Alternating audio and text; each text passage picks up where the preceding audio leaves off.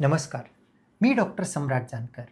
बऱ्याच लोकांना गुदाशयाच्या ठिकाणी किंवा ॲनल रिजनला इचिंग असतं, खाज असतं. लाजेपोटी बरेच लोक ह्याबद्दल बोलत नाही.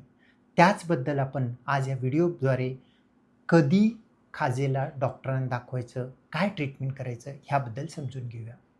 सर्वात पहिला कारण अस्वच्छता किंवा अतिस्वच्छता. शौचानंतर जागा व्यवस्थित स्वच्छ न ठेवणे किंवा अति प्रमाणामध्ये साबणाने किंवा ओल्या वाईप्स वापरल्याने तिथली त्वचा कोरडी पडते आणि खाज येत राहते.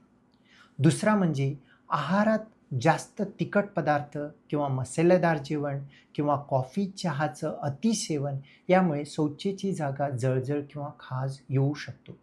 तिसरा कारण म्हणजे क्रिमी किंवा जंत. लहान मुलांमध्ये हे कारण जास्त दिसतं, पण मोठ्यांमध्ये जंतामुळे तुम्हाला खाज रात्रीच्या वेळी तीव्र येऊ शकतो. चौथा म्हणजे ज्याला आपण सगळ्यात जास्त कॉमन समजतो, मुळव्याध किंवा फिशर. जर मुळव्याध किंवा फिशर असेल, तो जागा ओलसर असल्यामुळे तिथली जागा खाज निर्माण करू शकतो. पाचवा म्हणजे त्वचाचे आजार.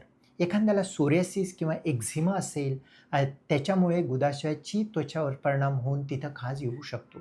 सहावा म्हणजे फंगल इन्फेक्शन.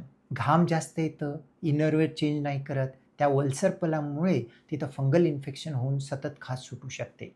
सातवा म्हणजे औषधाचा दुष्परिणाम.